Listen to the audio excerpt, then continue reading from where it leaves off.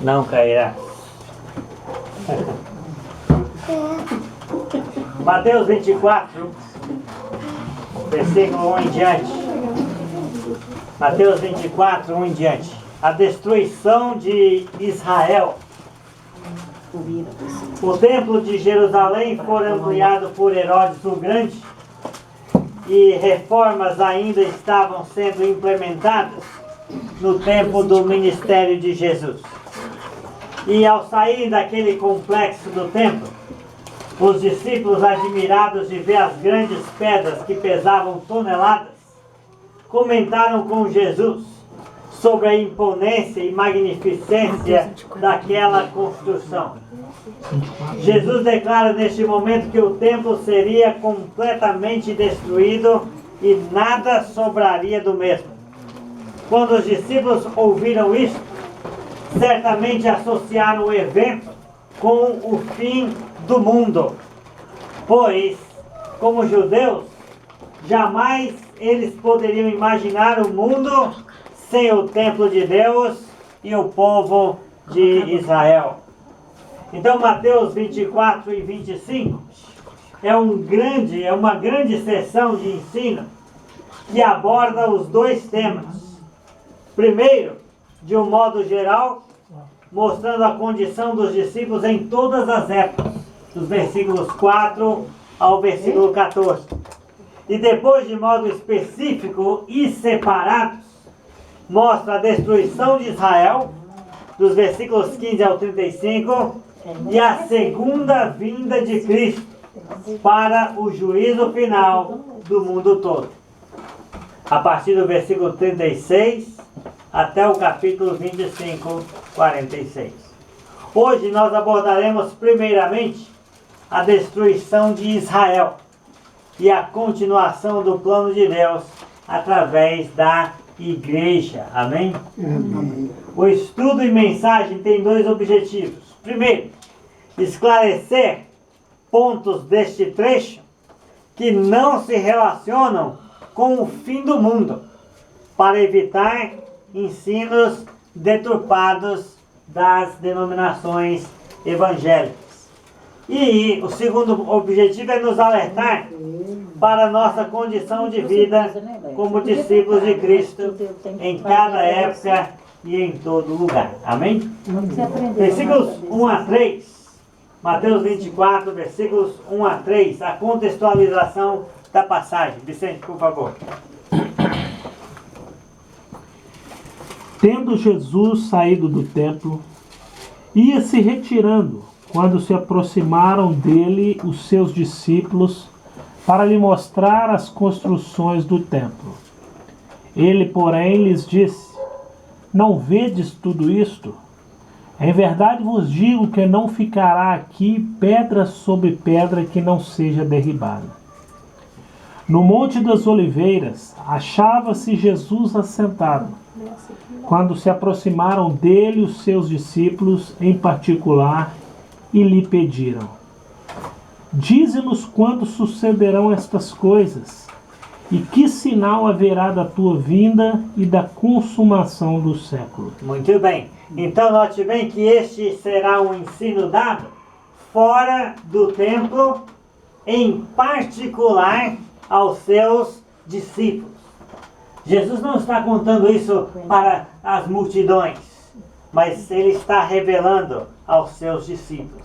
Os discípulos queriam apresentar o templo a Jesus, pois eles estavam impressionadíssimos com as suas construções que pareciam muito fortes, ou até mesmo indestrutíveis. Jesus disse que a visão deles mudaria radicalmente. Ao invés de um lugar seguro e bem construído, o local viraria uma completa ruína. O templo e todos os edifícios do seu complexo e anexo seriam completamente derrubados. O que sobraria de Jerusalém? Nada. Do Monte das Oliveiras era possível ter uma visão panorâmica do templo e de toda a cidade. Os discípulos ficaram tão preocupados com a afirmação de Jesus que lhe pediram o quê? Em particular, explicações sobre a sua afirmação alarmante. Os discípulos especificaram a pergunta em duas partes, não é? Mas para eles, tudo estava muito bem relacionado. Por quê? Porque eles não imaginavam um mundo, né, sem o quê? Sem a nação de Israel. Eles não imaginavam um mundo sem o templo de Deus e o povo de Israel. Então, para eles, a destruição do templo e o fim do mundo era a mesma coisa e aconteceriam simultaneamente. O fim do mundo judaico só podia significar para eles, na mente deles, o fim do universo, para aqueles israelitas, né? Ou seja, a consumação dos séculos. Jesus, então, ele tinha que responder, primeiro, quando sucederia estas coisas que Jesus falou, pedra sobre pedra que não fosse derrubada. E segundo, Jesus precisaria responder qual o sinal da sua vinda e da consumação do século. Então Jesus tratará dos dois temas, mostrando que esses dois temas, a destruição de Jerusalém e a consumação do século, não estão relacionados. Está vendo? Não estão intimamente relacionados como pensavam seus apóstolos. Após a destruição de Israel, o mundo continuaria por muito tempo ainda sobre um novo plano de Deus, chamado a igreja, amém? Não ia precisar mais de Israel, porque ia ter o quê? Ia ter a igreja no mundo. Então, qual que é a aplicação? O plano de Deus não dependia de Israel, amém? O plano de Deus continuaria sem Israel. O plano de Deus não depende de mim. Mas eu preciso entrar no plano do Senhor. Amém? O mundo não vai acabar só porque alguns não querem ser obedientes a Deus. Deus vai reunir o seu remanescente justo. Cabe a você ser parte dele. Ainda pode haver tempo para que cada um prove o seu valor para o Senhor. Amém? Amém. Bem, versículos 4 a 14, talvez a gente fique só aqui neste trecho por hoje. Mas qual que é a condição dos discípulos, tanto antes quanto depois da queda de Jerusalém? O tema desses versículos é que Jesus não começa respondendo os apóstolos como eles queriam, mas Jesus dá a condição geral da vida dos discípulos, tanto antes quanto depois da queda de Jerusalém. Pode ler, Vicente, versículos 4 a 14. E ele lhes respondeu: Vede que ninguém vos engane, porque virão muitos em meu nome dizendo eu sou o Cristo, e enganarão a muitos. E certamente ouvireis falar de guerras e rumores de guerras. Vede, não vos assusteis, porque é necessário assim acontecer. Mas ainda não é o fim. Porquanto se levantará nação contra nação, reino contra reino, e haverá fomes e terremotos em vários lugares. Porém, tudo isto é o princípio das dores. Então, sereis atribulados e vos matarão. Sereis odiados de todas as nações por causa do meu nome. Nesse tempo, muitos hão de se escandalizar, trair e odiar uns aos outros. Levantar-se-ão muitos falsos profetas e enganarão a muitos. E por se multiplicar a iniquidade, o amor se esfriará de quase todos. Aquele, porém, que perseverar até o fim, esse será salvo. E será pregado este evangelho do reino por todo o mundo para testemunha a todas as nações. Então virá o fim. Amém. Muito bem. Então a condição dos discípulos antes e depois da queda de Israel. Note bem que Jesus começa dizendo: vede que ninguém vos engane. Não é? Quantas especulações fantasiosas e fantásticas sobre o destino dos homens e das últimas coisas já não foi falado, publicado desde aquela época e ainda continua sendo feito. Então a primeira coisa que Jesus diz é: vede que ninguém vos engane, né? Porque há muita conversa sobre isso. Agora é fácil querer saber demais sobre o futuro, não é? Colocar medo nas pessoas, né? E ser presa fácil de ideologias e mentiras por aí. Não é? Você abre a internet hoje, quantas coisas você não vê, né? Quantas imagens, figuras ou notícias e falando, né, do fim do mundo e de outras coisas. Quando você lê esta passagem, você está ouvindo a pessoa que realmente sabia das coisas. É Jesus, amém? Amém. Então veja que ninguém vos engane. Muitos serão enganados por falsos profetas, enviados, né, e pretensos salvadores do povo, né? Isso acontece hoje em dia ou não? E muito, desde o primeiro século até agora. Guerras e rumores de guerra fazem parte deste mundo, amém? Amém. Mas guerras, rumores de guerras não são sinais do fim do mundo. Pode ficar tranquilo, né? Guerras e rumores de guerras não são sinais do fim do mundo e nem seria sinal de que talvez a queda de Jerusalém estivesse próxima também, né? A aplicação, né? Sempre ouviremos notícias de guerras acontecendo, né? O temor dos povos de certas nações se defrontarem uma com a outra e aí acontecer, né, uma coisa terrível, mas essas guerras não são sinais, amém? Amém. Não são sinais de absolutamente nada. Fomes vai existir, terremotos também, catástrofe pelo mundo também, mas também não são sinais do fim do mundo, amém? Amém. Mas são apenas, como Jesus mesmo disse, o princípio das dores. Neste mundo, o mundo vai sofrer essas dores. E isso é só o começo do que eles vão sofrer na eternidade quando forem julgados e condenados por Deus. Por isso é só o princípio das dores. Qual que é a aplicação? Que os sofrimentos deste mundo continuarão depois que o fim de Jerusalém chegasse, né? As dores do mundo, né, também continuarão depois que o fim chegar.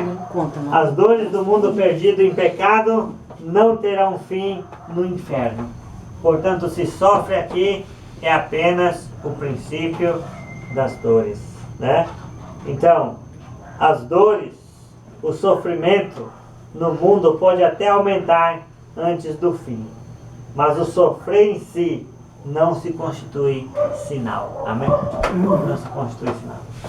Os discípulos de Jesus então viverão neste mundo, um mundo com guerras, rumores de guerras, terremotos, fomes e muita coisa acontecendo em vários lugares. Os discípulos de Jesus viverão neste mundo atribulado por fomes, terremotos, guerras e o medo das nações. Mas os discípulos de Jesus seriam atribulados, não por conta disso, mas por causa do Evangelho. Amém? Amém. Os discípulos de Jesus, por serem discípulos de Jesus, seriam atribulados, mortos, odiados em todos os lugares, traídos pelos falsos irmãos e abandonados. E estas coisas podem acontecer hoje, amém? Amém. Talvez alguns de nossos irmãos estejam atribulados por causa do Evangelho.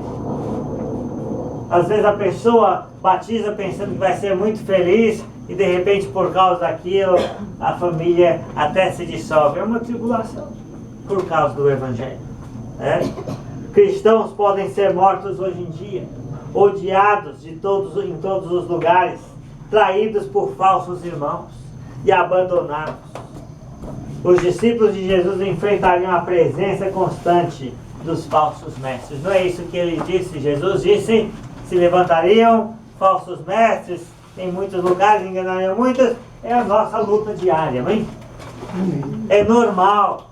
Ser a igreja verdadeira significa que nós vamos perder alguns irmãos para os falsos doutrinas, para os falsos mestres, porque eles serão enganados por falsos mestres, por falsos líderes, por pessoas que aparecem na televisão. É o cristianismo, é a vida antes do fim. Amém? Amém. É assim mesmo, né? Enfrentamos constantemente falsos mestres. A maldade crescerá, né? E o amor entre os irmãos se esfriará.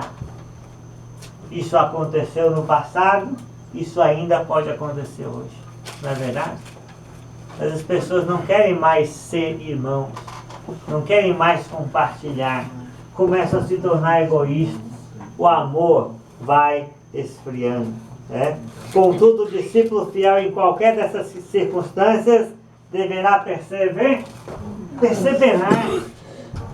Apesar de tudo isso, vamos perseverar até o fim para ser salvo. Amém? Amém. E esta aqui é a mensagem para os discípulos de Jesus. Amém? Amém. O versículo 14, Vicente, leia novamente. E será pregado este evangelho do reino por todo o mundo, para testemunho a todas as nações. Então virá o fim. Muito bem. Então o versículo 14 revela exatamente a razão de toda essa confrontação dos discípulos com o mundo, atribulados, mortos, odiados, né? Que é a pregação do Evangelho. A pregação do Evangelho do Reino a todos os povos. É isso o que nós fazemos enquanto nós aguardamos o fim. Amém? Amém. Você está aguardando o fim? Amém. Então pregue o Evangelho. O que nós fazemos enquanto aguardamos o fim? Pregamos o Evangelho. Vamos de casa em casa, de família em família, de pessoa em pessoa, sofrendo, lutando, mas levando o Evangelho. Amém? Amém. Preste bem atenção nesta observação. O versículo 14 não significa que o Evangelho tem que chegar a ser ouvido por cada habitante do planeta para que Jesus venha. Não, o versículo 14 não significa que o Evangelho tem que ser ouvido por cada habitante do planeta para que Jesus venha. Tá? Mas significa pregar o Evangelho é a nossa missão. É isso que está dizendo.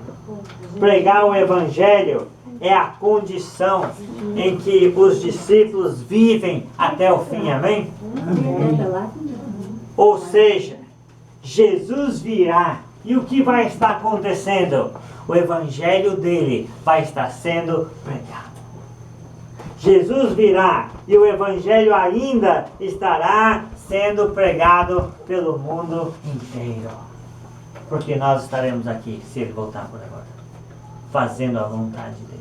Amém? Amém. O Evangelho chegando aos confins da terra. E a aplicação aqui, para a gente terminar e já encerrar a mensagem, é que nós ainda precisamos pregar. O fim ainda não chegou.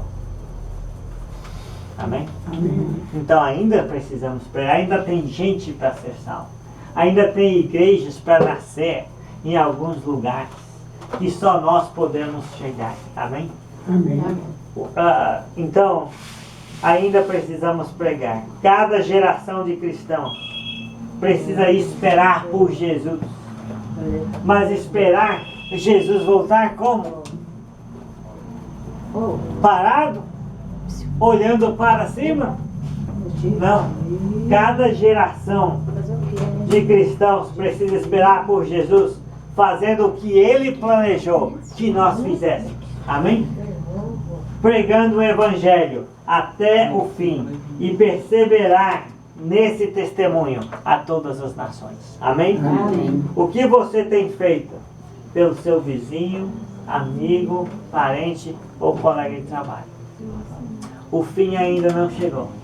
A condição que o discípulo vive é pregando o Evangelho. Amém. Amém.